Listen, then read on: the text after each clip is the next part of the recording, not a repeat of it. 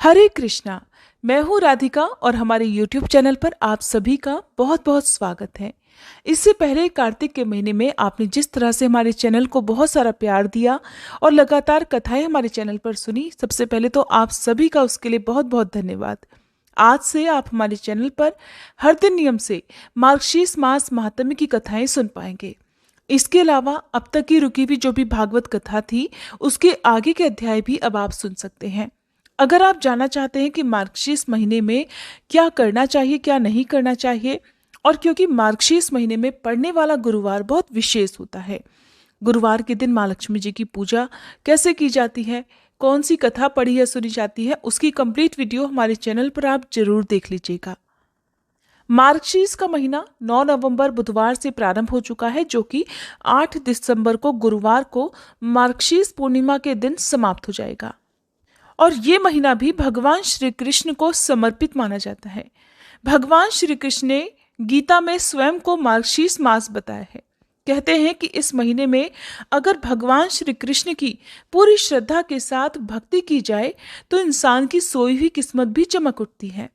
मार्गशीर्ष मास को अगहन महीने के नाम से भी जाना जाता है। इस मास में नदी के स्नान का भी विशेष महत्व है। कहा जाता है कि मार्गशीर्ष मास में हर दिन पवित्र नदी में स्नान करने वाले भक्तों को अक्षय पुण्य की प्राप्ति होती है। स्त्रियों का वैवाहिक जीवन सुखी रहता है। जिसकी जो भी इच्छा हो, भगवान श्री कृष्ण उस इच्छा को अवश्य पूर्ण करते हैं। तो अगर आप भी इस महीने में भगवान कृष्ण की भक्ति करके उनकी विशेष कृपा पाना चाहते हैं, तो सबसे पहले तो आज महात्म्य में कुछ जरूरी नियमों के बारे में जरूर जान लीजिए। ये नियम है, सबसे पहला तो भगवत गीता या भागवत कथा का पाठ या श्रवण। भगवत गीता और भागवत कथा सुनने से भगवान कृष्ण बहुत प्रसन्न होते हैं। और इस पूरे महीने में आप रोजाना दिन में एक बार भगवत गीता का और भागवत कथा का पाठ भी जरूर करें। आप चाहें तो रोजाना पढ़ सकते हैं, नहीं तो जब भी आपके पास समय हो 1 या 2 दिन में आप जरूर पढ़ें।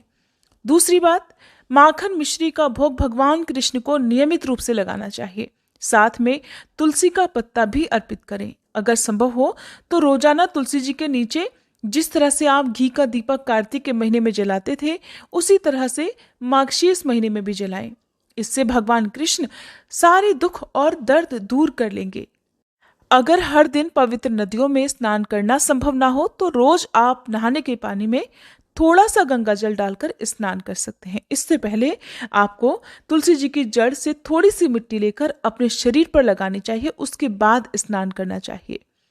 रोजाना भगवान श्री कृष्ण के मंत्रों का जाप, जैसे कि ओम क्रीं कृष्णाय नमः और ओम नमो भगवते वासुदेवाय नमः, इन मंत्रों का जाप जरूर करें। अगर आपके पास तुलसी जी की माला है तो उससे भी आप जाप कर सकते हैं। गौओं की सेवा करने से तो कान्हा जी वैसे ही प्रसन्न रहते हैं। इस महीने में जहां तक हो सके, जितना हो सके, आपको गौओं की खास तौर पर सेवा करनी चाहिए। उन्हें हरी घास, हरे मटर खिलाने चाहिए, क्योंकि भगवान कृष्ण तो स्वयं भी ग्वाले थे और खुद गायों की सेवा करते थे। ऐसे में वो लोग जो गौओं की सेवा करते हैं, गौओं का सम्मान करते हैं, गौओं के साथ बछड़ों की सेवा करते हैं, कान्हा जी तो उनसे सदा प्रसन्न रहते हैं। मार्गशीर्ष महीने में आलस्य, क्रोध नहीं करना चाहिए, किसी की निंदा नहीं करनी चाहिए, हर प्रकार के तामसिक भोजन से दूर रहना चाहिए। इस महीने में दही और जीरे का प्रयोग भी नहीं करना चाहिए। जो लोग मार्गशीर्ष महीने के नियमों का पालन करना चाहते हैं, उन्हें दही और जीरे का त्याग करना चाहिए। और आपकी सामर्थ्य के अनुसार आपको हर दिन चाहे तो या मार्गशीर्ष महीने में पड़ने वाले कुछ विशेष दिनों में कुछ न कुछ दान जरूर करना चाहिए। कान्हा जी की कथाएं तो आप सभी सुनना पसंद करते हैं, तो मार्गशीर्ष मास महात्म्य में आज सबसे पहले आप सुनिए भगवान श्री कृष्ण, उनकी परम प्रेमिका राधा रानी और मोरपंख के बारे में। एक बार गोकुल नगरी में एक मोर रहा करता था। वो कान्हा जी का परम भक्त था। एक बार उसने कान्हा जी की कृपा पाने के लिए उनके ही द्वार पर जाकर जप करने का निश्चय किया। उसके बाद तो वह मोर उनके द्वार पर बैठकर रोज कान्हा कान्हा का जप लगाता रहता। बेचारा मोर एक पेड़ पर बैठकर वहीं द्वार के सामने कृष्णा कृष्णा का नाम जपता रहता। जप करते करते प्यास के मारे उसका गला सूख जाता और इसी तरह उसे इतनी कठिन तपस्या करते करते 1 बरस बीत गया, लेकिन अब तक उसे कान्हा जी की कृपा प्राप्त ही नहीं हुई। एक दिन अपनी इस हालत से दुखी होकर वह मोर रोने लगा। जब मोर रो रहा था, तभी वहां से एक मैना उड़ती हुई जा रही थी। उसने नीचे रोते हुए मोर को देखा तो बड़ी अचंभित हुई। उसने सोचा, ये मोर क्यों रो रहा है? तो मैना सोचने लगी कि हो सकता है इसे कोई तकलीफ हो। अब कन्हैया के द्वार पर बैठा है और कोई रोए, ये तो बड़ी हैरान करने वाली बात है। अब उसने सोचा कि चलो चलकर देखना चाहिए। ये सोचकर मैना मोर के पास गई और रोने का कारण पूछा कि भाई क्या बात है, क्यों रो रहे हो? तुम तो कान्हा जी के द्वार पर बैठे हो। कान्हा जी तो अपने द्वार पर बैठे हुए किसी भी भक्त को रोने नहीं देते। तब मोर कहने लगा कि क्या बताऊं बहन, 1 बरस से मैं इस कन्हैया को प्रसन्न करने के लिए इसके नाम की माला जप रहा हूं, लेकिन कन्हैया ने प्रसन्न होना तो दूर, आज तक मुझे बोलते हुए प्यासे को पानी तक नहीं पिलाया। कभी मुझे प्यासे को पानी तक नहीं पूछा कि मैं रोज सुबह से शाम तक उसके नाम की माला जपता हूं कि मेरा गला सूख गया होगा। ये सुनकर मैना बोली, भाई बात तो परेशानी की है, लेकिन सुनो, मैं राधे रानी के बरसाने से आई हूं। एक काम करो, तुम भी मेरे साथ वहीं चलो। राधा रानी तो बहुत दयालु है, वो तुम पर जरूर कृपा करेंगी। मोर ने मैना की बात मान ली, लेकिन रास्ते में मोर के मन में कुछ संशय हुआ तो उसने मैना से पूछा, कहीं ऐसा तो नहीं कि कान्हा जी की तरह राधा रानी भी मेरी बात को अनदेखा करे? तब मैना कहने लगे कि अरे भाई, जो भी बात आपको कान्हा जी तक पहुंचानी हो वो राधा रानी से एक बार जरूर बतानी चाहिए। तुम्हारी जो इच्छा है वो राधा रानी को बता दो, कान्हा जी उसे जरूर पूरा कर देंगे। अब दोनों उड़ते उड़ते बरसाना पहुंच गए, लेकिन मोर ने राधा रानी के दर पर जाकर भी कान्हा जी का ही नाम जपना शुरू कर दिया। मोर बड़े मीठे स्वर में गाता रहा, हरे कृष्णा कृष्णा कृष्णा हरे हरे। जब मोर गा रहा था तो अंदर राधा रानी बैठी हुई थी। जैसे ही उन्होंने सुना कि उनके द्वार पर कोई कान्हा कान्हा की रट लगा रहा है, वो नंगे पांव ही दौड़ती हुई बाहर आई और उन्होंने देखा कि एक मोर कान्हा जी के नाम की माला जप रहा है। तो उन्होंने बड़े खुश होकर उस मोर को गले से लगा लिया। भला कोई जीव जंतु कान्हा जी के नाम की माला जपे, उनका नाम ले, उससे राधा रानी को प्रेम नहीं होगा, स्नेह नहीं होगा? ऐसा तो हो ही नहीं सकता। राधा रानी ने बड़े प्रेम से पहले तो बहुत देर तक उस मोर को गले से लगाया, फिर पूछा, अरे मोर, तू बता तो सही, कहाँ से आया है और तू ये कान्हा के नाम की माला क्यों जप रहा है?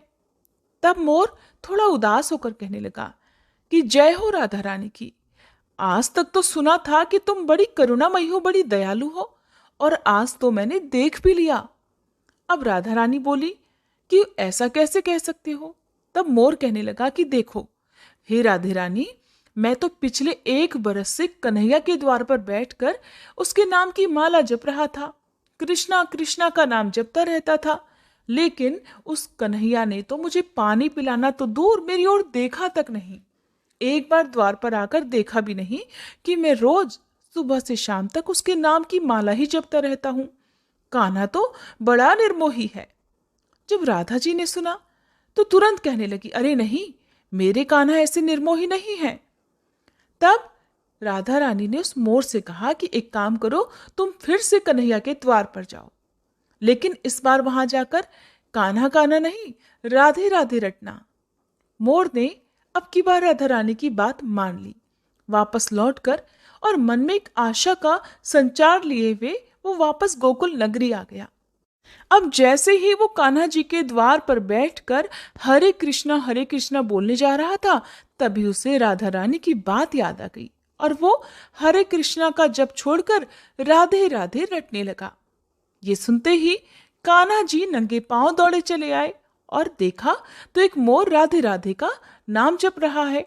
मोर से पूछा, अरे भाई मोर, बताओ तो जरा, तुम कहाँ से आए हो और ये सुबह सुबह राधे राधे की रट क्यों लगा रहे हो? भला कोई राधा रानी का नाम पुकारे और कन्हैया जी शांत बैठ पाए? ऐसा तो हो नहीं सकता। तब मोर कहने लगा, अरे माधव, 1 बरस से मैं तुम्हारा नाम जप रहा था और तुमने तो मुझे पानी तक नहीं पिलाया।